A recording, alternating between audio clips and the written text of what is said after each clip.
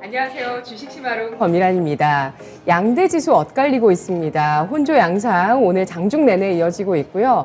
상승과 하락폭은 조금 더 장 초반보다는 커졌습니다. 현재 코스피가 2250선 위에서 유지되고 있고요. 0.7%대 상승, 코스닥은 0.48%의 하락을 기록하고 있는데요.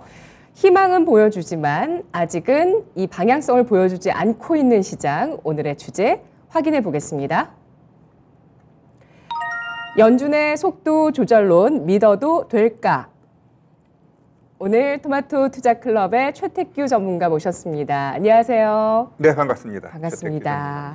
네, 연준에서 정말 고강도의 긴축 의지를 보여줬습니다. 그러면서도 그 와중에 계속 투자자들은 연준의 피봇 가능성, 연준의 정책이 선회될 가능성에 대해서 기대감을 놓지 않고 있는데요. 여름부터 지금까지 이렇게 연준 피봇에 대한 의견들 계속되면서 시장을 한 번씩 추켜 세워주고 있습니다.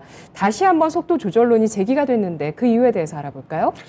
네, 제가 한 2주 전부터는 시장에 대해서 좀 희망적인 메시지 많이 전해드리고 있습니다. 예, 그러한 부분을 좀 구체적으로 시마노를 통해서 좀 말씀드릴 텐데, 자, 먼저 좀 차트 하나 볼까요? 1년 동안의 미국 금리 현상을 어떻게 올라갔나 차트 하나가 띄어질 텐데, 보시면 3월 달부터 올렸습니다. 3월 달에 0.25%, 5월에 0.5%, 그 다음에 6월부터는 이제 0.75씩 빵빵빵 치고 이제 11월 달까지 이제 어떻게 될 것인가 이러한 부분이 있는데, 글쎄요, 제가 봤을 때, 잘 보시면 8월 달 같은 경우도 그 연준이 팡팡 올리니까 연준의 이 속도 조절론 이러한 얘기가 그 당시에 나왔었어요. 그런데 물가가 안 죽으니까 어떻게 그냥 여지없이 9월 달에 0.75% 그냥 확 던져버린 겁니다. 자, 그러면 이번에는 우리 한번 믿어도 될까라고 했을 때 일단 그 트리거는 그 월스트리트저널 기자의 기사 하나가 트리거가 됐는데 이 기자 같은 경우는 연준의 속마음을 좀 대변해주는 조금 그러한 의미 있는 기자다라고 좀 보시면 될 것 같고요. 거기에다가 이제 그 메리 데일리 샌프란시스코 연은 총재 같은 경우도 매판데도 불구하고 이제는 속도, 금리 인상 속도에 대해서 한 번쯤은 얘기해 볼 만한 시점에 다다른 거 아니냐 이렇게 이제 덧붙여 줬어요. 자, 일단 연준 입장에서도 지금 금리 인상 이거 하나만 갖고 물가를 잡는 데는 역부족이다. 요걸 조금 인식하는 것 같아요. 네. 그러다 보니까 지금 이 금리 인상으로 인해 가지고 많은 주변국들로부터 어때요? 욕 먹고 있어요. 그래, 너만 잘 먹고 잘 살으려고 맨날 금리 올리냐? 이렇게 주변국에서 지금 불만의 소리가 이제 높여가고 있는데 미국 입장에선 그런 거 무시합니다. 그러나 미국도 이제 흐름 봤을 때는 조금 이제 템포 조절이 필요하다라는 걸 느낀 거예요. 스스로도.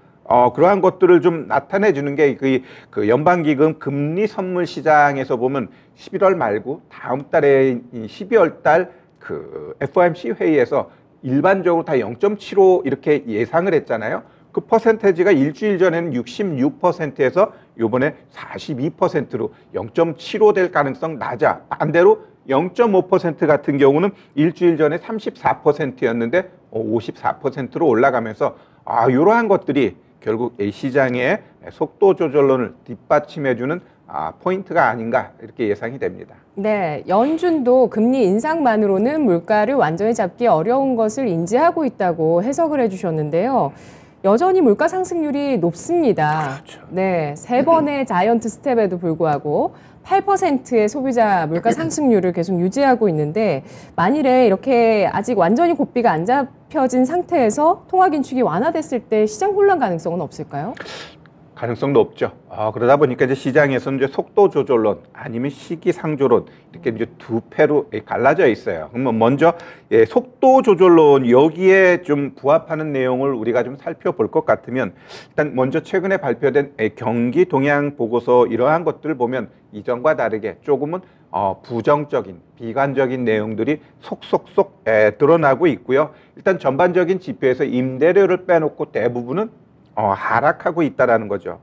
일단 실업률 같은 경우는 3.5%로 굉장히 안정적이지만 일부 다수 지역에서는 노동 수요 냉각이 나타나고요. 기업들 입장에서도 미래를 봤을 때 지금 현 시점에서 신규 채용 이거 좀 어렵지 않나 이러한 것들이 자꾸 대두되고 있습니다.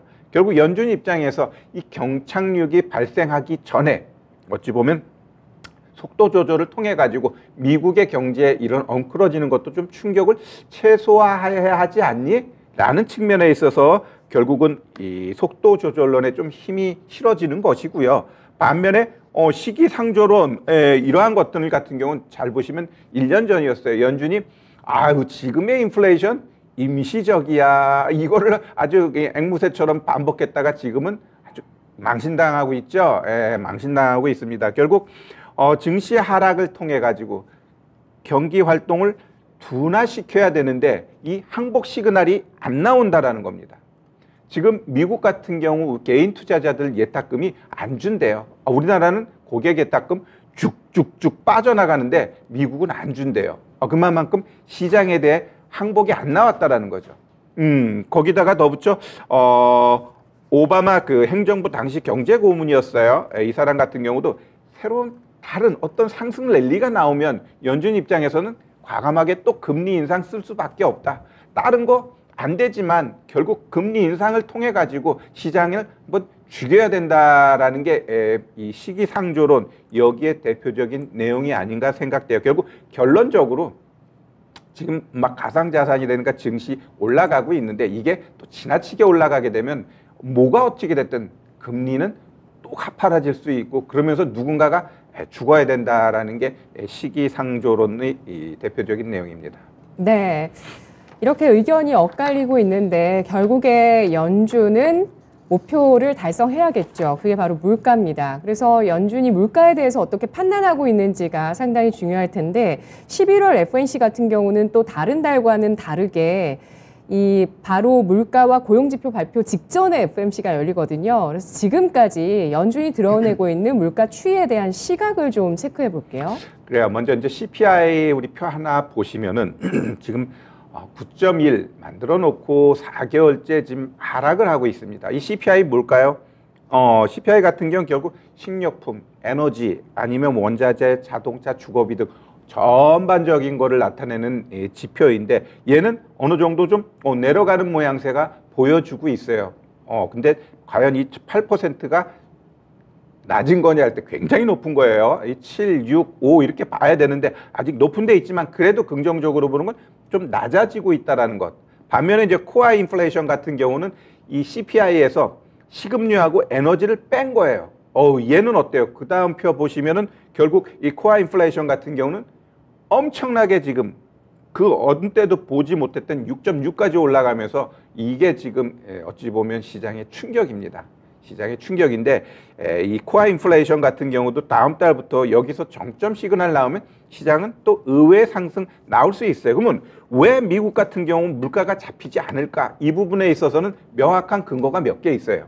첫 번째, 고용이 소비가 굉장히 견조한데 왜 그럴까라고 했을 때 이 고용 측면에 있어서는 미국 정부가 어떤 지금 스탠스를 취하고 있냐면 우리가 많은 인센티브 주고 보조금 줄 테니까 미국으로 와 그러니까 어떻게 돼? 신규 공장, 증설 이러한 것들이 미국으로 쏟아져 들어오고 있습니다. 그럼 공장 들어오면 뭐가 생겨요? 일자리가 생겨요. 그런데 가장 중요한 거는 그 이민 정책 이게 트럼프보다 더 강력하게 하다 보니까 외부에서 저렴한 노동 유색 인민 인구가 안 들어오는 거예요. 그러니까 일자리 늘어나는데 좀 저렴한 노동이 안 들어오다 보니까 결국 일자리 문제가 생기면서 결국 임금도 자꾸 올라가고 사람 구하기가 어렵다. 이러한 것들이 결국은 고용 측면에 있어서는 계속 좋아질 수밖에 없는 부분이고요. 소비 역시 미국 엄청나게 돈 풀었거든요. 기업, 개인들 저축된 거 아직도 쓸 여력이 많다라는 거예요. 그러다 보니까 고용과 소비가 살아있으니까 물가 안 잡혀요. 금리 백날 올려봐요? 안 잡혀. 그러나 백날 올리면 또 잡힙니다. 결국 지금 가파른 이 금리 인상은 시차를 두고 나중에 퍼지게 돼 있어요. 그래서 한번 6개월, 이제는 6개월 정도 지나는 이제 이 시점에 조금씩 크랙이 가고 있거든요. 그러면 향후 앞으로 6개월 동안에 또 문제가 될 수 있기 때문에 이러한 부분에 있어서는 연준 입장에서도 잘 지금 체크해야 될 시점이 아닌가 이렇게 생각이 듭니다. 네. 미국의 소비자 물가 지수는 8%의 벽이 무너져야 될 거고요. 그리고 또 코어 CPI라고 하는 근원 물가 역시도 6.5에서 6.6%라는 이 수준에서 정점을 좀 형성하고 밀려내려서 줘야 될 겁니다. 그런데 여러 가지 정황을 봤을 때 인플레이션 감축 법안으로 인해서 또 앞으로 미국 투자가 계속 많아질 것 같은데 이렇게 됐을 때는 또 일손 부족 현상이 더 이어질 수 있는 가능성, 이게 물가를 부채질할 수도 있다는 점도 지적을 해주셨는데요. 연준이 변심하게 되면 시장은 상승 원동력을 받습니다. 아직은 연준이 변심했는지를 우리가 11월 FMC 통해서 확인을 해봐야 되는데 그 전에도 일단 시장은 기대감으로 올라가고 있거든요. 연준이 변심할까요? 일단은 크게 11월 달 같은 경우 변심하지 않을까. 어차피 시장은 0.75% 금리 인상 당연시 받아들이는 거고, 그렇다고 거기다 대놓고 1% 그건 아니거든요. 네. 그렇다고 갑자기 0.5% 그건 또 뭐야? 뭐 문제 있어? 왜 갑자기 0.5%야? 이럴 수 있어요. 그러면 순리대로 이번엔 0.75, 그다음에 다음에 0.5가 좋지, 또 다음에 0.75, 그건 또 문제가 될 수 있는 소지가 있어요. 그래서 11월 달 같은 경우는 크게 결국 이제 CPI 이 발표 이게 그렇게 시장에 충격을 줄 만한 수치만 나오지 않는다라면 상승 랠리 좀 이어질 수 있을 텐데 여기서 우리가 이제 짚어봐야 될 부분은 금리 인상 뒤 경기도나 일단 불가피합니다. 미국 같은 경우는 지금 전반적으로 모든 것들이 건전하고 좋아 보이지만 결국에는 연준도 금리 인상 이후 문제가 될 수 있다는 걸 인식하고 있어요. 자, 우리 시장 잘 보시면요. 3월 달에 이제 0.25% 금리 올리면서 0.5, 0.75 팍팍 올렸어요. 그랬을 때 시장은 뭘 생각했냐면, 야, 곧 금리 인하할 거야 라고 했는데 CPI가 안 잡히니까 어떻게 또 0.75% 올렸어요. 그러니까 그 다음에 뭐냐면 금리 인하 안 원하고, 야, 이제 금리 동결 곧 나올 거야.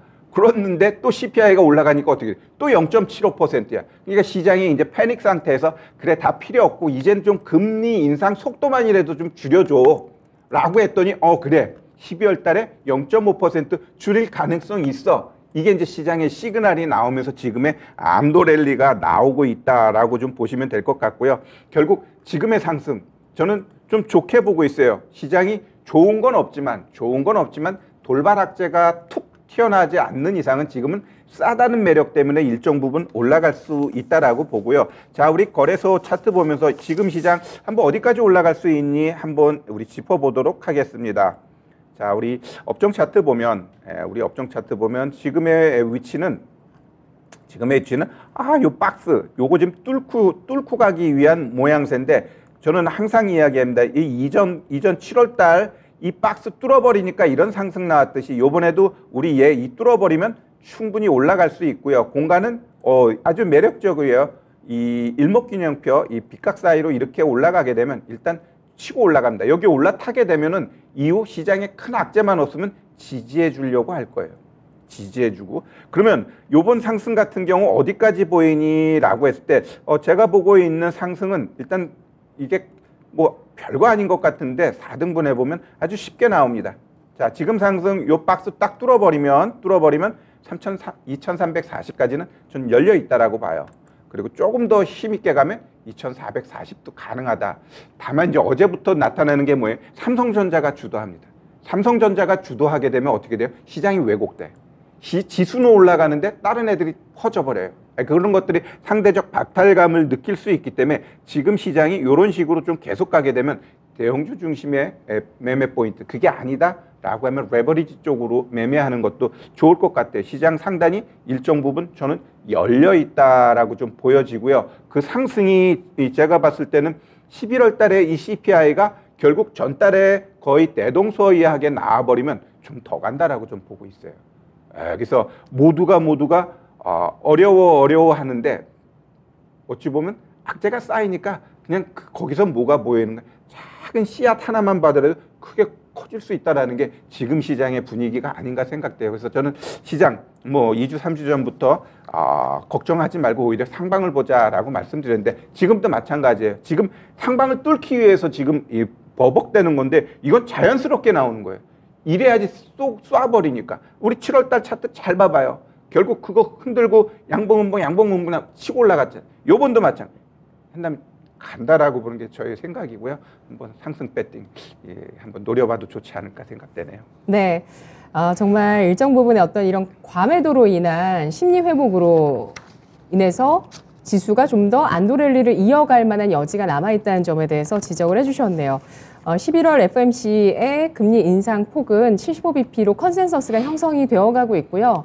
이렇게 되면 기준금리 기존의 3에서 3.25에서 상단 기준으로 4%를 찍게 됩니다. 그런데 연준이 여기에서 금리 인상의 폭을 이제는 둔화시키고 고강도 긴축을 일단은 좀 멈춤할 수 있다는 가능성만 보여준다면 시장이 미니 안도랠리를 보여줄 수 있다는 전망을 해주셨는데요. 그래도 또 10월 들어서 우리가 여러 가지 좀 위험 요소들도 확인을 했거든요. 자금 경색 가능성들도 기사를 통해서 좀 많이 봤고요. 내년 만기가 도래하는 채권 규모 이런 것들도 기사로 나오기 시작했는데 잠재된 시장 하락 원인에 대해서, 요인에 대해서 알아볼까요? 네네. 자, 일단 시장의 하락 요인은 정말 차고 넘쳐요. 차고 넘치지만 그러한 악재들이 툭 튀어나와 버리면은 푹 되겠죠. 우리 강원도 그 문제처럼. 그렇지만 그러한 것들이 아니다라고 한다면 지금 현 시점에서 더 내려가야 될 이유는 없다라는 게 시장의 분위기예요. 그래서 올라가는 거예요. 진짜 얘가 왜 올라갈까? 이 올라가는 자체가 내가 봤을 때 비정상적입니다. 근데 비정상적인 것이 꼭 나쁜 건 아니에요. 뭐 항상 정상만 이루어지는 건 아니기 때문에 결국 이 비정상적인 흐름이 시장의 강한 상승을 보여준다라고 보시면 되고요. 일단 하락 요인에는 첫 번째는 이제 11월 달, 12월 달 이제 CPI, 코어 인플레이션 이거 굉장히 중요합니다. 근데 얘네들이 과연 시장에 큰 충격을 줄 만한 요인인가는 우리가 체크해 볼 필요는 있지만 그렇게 충격을 줄 가능성은 좀 없다라는 게 저의 생각이고요. 자, 우리 영국 총리 44일 만에 그만뒀는데 결국 이 정치인의 리스크 우리 경험했어요. 아따 그 정치인 하나가 나라를 말아먹을 수 있다라는 걸 우리가 영국을 통해서 봤는데 그 다음 주자가 이태리예요. 이태리 총리 같은 경우도 아주 극렬한 극우주의자라고 합니다. 이제 취임했는데 결국 이 영국처럼 자기 좀 뽐내기 위해서 또 뭐 감세, 법인세 인하 뭐 어쩌고 저쩌고 얘기하면 이태리발 충격 옵니다. 그래서 얘네 한번 체크해 봐야 될 것 같고요. 결국 영국을 보고서 노벨 경제학 수상을 한 폴 프루그먼 이 교수가 뭐라고 했냐면 바보 같은 정치인 한 명이 한 나라의 경제를 말아먹고 그로 인해 그 고통은 국민이 받는다라고 하면서 영국 총리를 아주 신랄하게 비판했습니다. 우리 대한민국도 이걸 새겨들어야 될 거 아닌가 이렇게 생각되고요. 자, 두 번째, 중국 같은 경우도 지금 1인 독재 체제 들어가 버렸어요. 이에 따른 부작용, 그다음에 결국 제로 코로나 계속하겠대요. 그닥 좋은 건 아닌데 결국 중국 몇 년 전부터 나왔던 이 부동산발 악재 계속 우리 체크해 봐야 될 것 같고요. 일본 같은 경우도 엔화 약세, 환율 방어 지금 계속하고 있는데 이게 내가 봤을 땐 독이 될 가능성은 굉장히 높다라고 봐요. 그래서 어느 누구도 지금 시장에서 트리거가 될 가능성은 있는 국가 많고 대한민국 역시 북한과의 지정학적 리스크, 이 강원도발의 금융위기 가능성, 그다음에 이 전국 불안 이런 것들을 봤을 때 대한민국도 조심해야 될 시점이 아닌가 이렇게 생각됩니다. 네, 북한과도 강대강으로 대치하고 있습니다. 첫 번째 리스크로 북한의 지정학 리스크를 우리나라의 또 변수로 꼽아주셨고요. 그 다음은 강원도 쪽의 지자체 관련한 이런 채권 문제들 그리고 전국 불안까지 꼽아주셨는데요. 하나은행의 하나금융연구소에서 오늘 나온 자료를 보시면 내년도에 우리나라의 부동산 PF뿐만 아니라 한계 기업이라든지 가계 부채까지 취약점이 좀 드러날 수 있겠다 이런 전망들도 나옵니다. 뭐 경기 역시도 마찬가지로 내년을 바라봤을 때 좀 침체될 수 있다 이런 전망들이 대세가 되고 있는데 자, 이 중에 결론적으로 연준이 목표 달성을 해야 되는데 그게 가능하면 시장이 좀 더 좋아질 수 있을 만한 그런 여지를 더 볼 수가 있는 겁니다. 그래서 결론적으로 연준이 물가 안정과 금융 안정이라는 두 마리 토끼를 잡을 수 있을 거라고 보십니까? 절대 못 잡죠. 절대라는 단어를 쓰고 싶고요. 일단 네. 지금 미국 같은 경우도 우리 개인 투자자들 주식 열심히 하고 있지만 실질적인 기관들은 발만 담그고 있어요. 왜? 더 큰 하락을 한번 기대한다라는 거죠. 크게 보는 사람들 입장에선 지금의 이 하락이 하락이 아니다라고 보고 있는 겁니다. 그럼 지금 이 상승은 뭐예요? 라고 할 때 올렸다 더 꺾어버리기 위한 그러한 뭐랄까 페인트라고 보시면 좀 좋을 것 같고요. 결국 제가 차트 하나 보여드릴게요. 이게 굉장히 재미나는 차트인데 금리 인상 이거를 아까는 1년짜리만 봤다면 이거는 거의 한 4, 50년짜리 이 차트인데 이 첫 번째 거 보면은 우리 1987년 금융위기 당시였어요. 이때는 누가 문제가 돼? 국가가 부도났습니다. 그 다음에 차트는 2000년도 그 네모 닷컴 버블 이때는 기업들 애진간한 거 그냥 다 어떻게 됐어요? 도산됐죠. 그 다음에 2008년 금융위기는 은행이 파산했습니다. 근데 이 차트를 잘 보면은 금리가 가파르게 올라간 다음에 딱 수평되는 게 있어요. 그게 뭐예요? 금리 동결. 결국 금리가 가파르게 올란 다음에 금리 동결이 되게 되면 이 태풍의 눈에 들어갔다고 보셔야 돼요. 금리가 가파르게 올라간 다음에 시차를 두고 모든 게 무너진다라는 표현을 하는데 왜 그러냐? 우리 잘 생각해보면 우리 개인들도 누구한테 빚졌어요. 아우 버거. 그럼 어떻게 돼요? 옆집에서 조금씩 꾸기 시작해. 한 달, 두 달 버티는 거죠. 그러다가 자꾸 나아가야 될 돈은 늘어나고 그렇게 되면 어떻게 돼요? 퍼져버리는 거예요. 그래서 항상 금리 가파르게 올리고 수평된 이 동결 이후에는 항상 급락이 나오게 돼 있어요. 그럼 지금의 금리 인상 속도는 어마무시하게 빠르게 가파르게 올라가고 있기 때문에 이후 동결은 엄청난 충격이 올 수 있다라고 좀 보시면 될 것 같고요. 그래서 향후 금리는 복합이익이다. 결국 이 폭락이라는 이 흐름을 보면은 인간의 탐욕과 욕심에 의해서 뭐가 생겨요? 버블이 생겨요. 버블을 깨기 위해서 금리 인상하는 거고 금리 인상하다 보면 좀 크랙 가니까 어떻게 돼? 동결시켜버려요.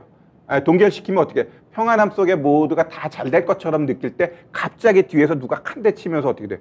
폭락이 나오게 돼. 그래서 그거를 무서워하는 겁니다. 좀 아는 사람들은. 그래서 그러한 부분 우리가 좀 조심해야 되지 않나 이렇게 좀 말씀드릴게요. 네. 일단 그래서 연말까지 그러니까 이렇게 가파른 긴축 이후에 금리 동결 그리고 평온함 이 과정에서의 어떤 수익률 안도 장세 예상을 해주셨는데요. 그 이후의 움직임에서 여러 가지 가능성들 중에서 또 우리 채팅창에도 글 올려주셨는데요. 아까 또 최태규 전문가님도 엔화 얘기를 해주셨고요. 그래서 이번 미국의 금리 인상으로 부실 국가나 약소국 말고도 중급 이상의 나라 중에 금융위기가 생길 수 있다는 전망들이 있습니다.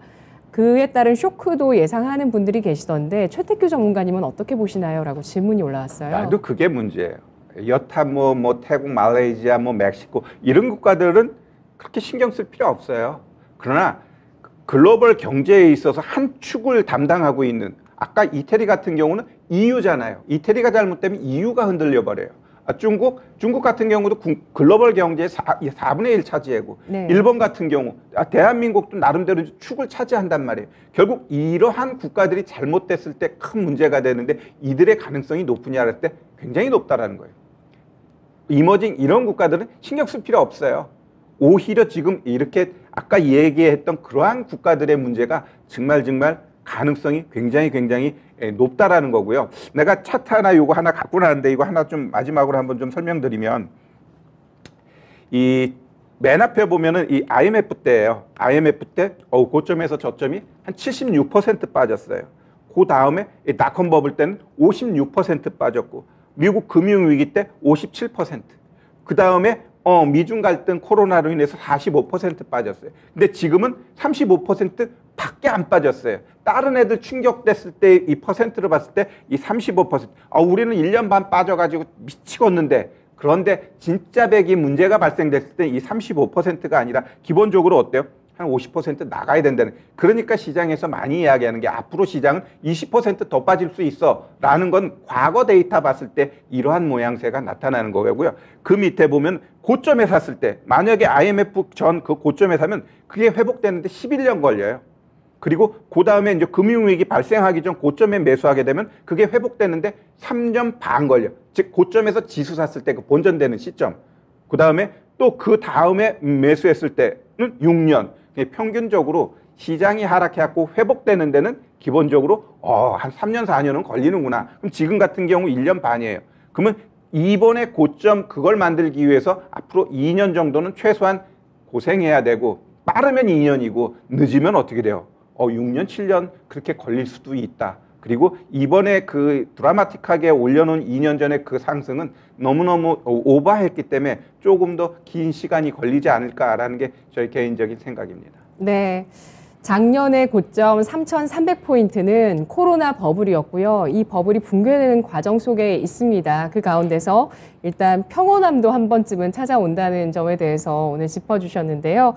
마지막으로 연준의 속도론에 들썩이고 있는 지금 시장 10월장 마무리하는 구간에서 앞으로 전망과 투자자 여러분의 대응 전략 짚어주시죠. 네, 어찌 보면 어제 좀 변곡이 나온 것 같아요. 바보 같은 삼성전자가 이제 시장의 중심이 되면서 오늘도 이끌어가고 있습니다. 우리 바보가 좀 이제는 좀 세수도 하고 좀 나아갈 듯한 분위기인데 그 가능성이 높아졌다라는 거고요. 어제는 삼성전자에 의해서 반도체 여타 종목군들 강하게 올라갔는데 오늘은 왜 실까요?